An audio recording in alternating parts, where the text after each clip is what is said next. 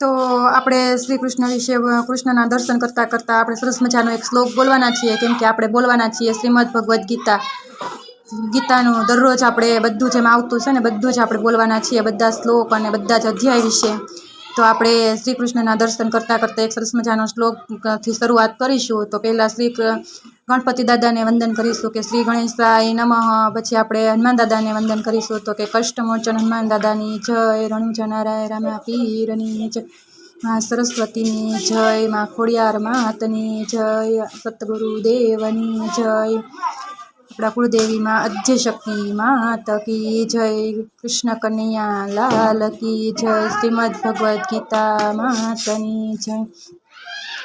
તો કે હવે આપણે શ્રી કૃષ્ણના દર્શન કરતાં કરતાં એક સરસ મજાનો શ્લોક બોલવાના છીએ. તો કે કૃષ્ણાય વાસુદેવાય હરે પરમાત્મને રણક્લેશીનાશાય ગોવિંદાય નમો નમઃ. તો હવે આપણે શ્રીમદ ભગવદ્ ગીતામાંથી પહેલું પાનું બોલીશું. તો કે શ્રી કૃષ્ણ અને અર્જુન વિશે બોલવાનું શરૂ કરીએ કે જ્યાં આગળ યોગેશ્વર શ્રી કૃષ્ણ છે, જ્યાં મહાન બાણાવળી અર્જુન છે, ત્યાં સુખ શાંતિ અને લક્ષ્મીનો વાસ છે. વિજય પ્રાપ્ત થાય છે અને ઐશ્વર્ય ઉભરાય છે, એ ચોક્કસ વાત છે.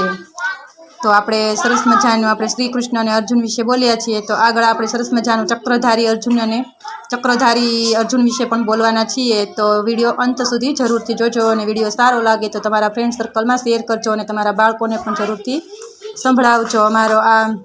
તમને અમારી આ વાણી તમને ગમતી હોય તો જરૂરથી અમારા પેજને ફોલો કરજો. તો હેલો મિત્રો, હું છું ચેતનાબેન ભુવા અને અમારા પેજ ઉપર તમારા બધાનું હાર્દિક સ્વાગત છે. તો આજે આપણે સરસ મજાની શ્રીમદ ભગવદ્ ગીતામાંથી એક સરસ મજાનું ચક્રધારી શ્રી કૃષ્ણ વિશે બોલવાના છીએ. તો શું બોલવાના છીએ? તો કે શ્રી કૃષ્ણ ચરણમ મમ, શ્રી કૃષ્ણ ચરણમ મમ. તો જે કે યુદ્ધની ના પાડતા હતા કોણ? તો કે અર્જુન. તો કે શું કહેતા હતા? કે ના કહેતા. શ્રી અર્જુન છે ને યુદ્ધની ના પાડતા હતા કે ના કહેતા. યુદ્ધના લડવૈયા અર્જુન છે યુદ્ધના લડવૈયા.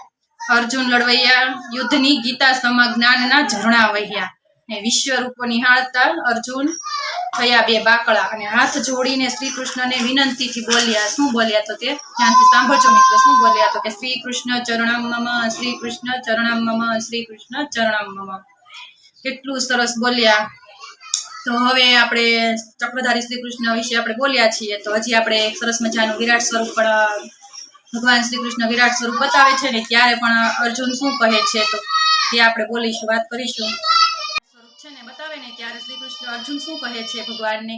તો કે અર્જુન કહે છે, હે મહાબાહો, આપણું ઘણા મોં અને આંખો વાળું, બહુ હાથ અને સાંથળો તથા પગો વાળું તેમજ બહુ દાઢોથી વિકરાળ ભાસતું આ સ્વરૂપ જોઈને હું તથા બધા લોકો વ્યાકુળ બન્યા છીએ. હું આપને દંડવત પ્રણામ કરું છું, આપની સ્તુતિ કરું છું અને મારા ઉપર પ્રસન્ન થાવ, આપણને વિનંતી કરું છું. તો સરસ મજાનું અર્જુન કહે છે આપણા ભગવાન શ્રી કૃષ્ણને વિરાટ સ્વરૂપ બતાવે છે ને ત્યારે. તો સારું મિત્રો, તમને અમારો વિડીયો ગમ્યો હોય તો અમારા પેજને જરૂરથી ફોલો કરજો અને તમારા ફ્રેન્ડ સર્કલમાં શેર કરજો. અને ફરી મળીશું આપણે આવી જ રીતે શ્રીમદ ભગવદ્ ગીતાની વાતો અને અધ્યાયો સાથે. ત્યાં સુધી આવજો. જય શ્રી કૃષ્ણ બધાને, જય સીતારામ, જય રામદેવ પીર. અને સાથે સાથે આપણે સરસ મજાની આપણે આયુર્વેદિક અર્ક વિશે પણ વાતો કરીશું. તો આવજો.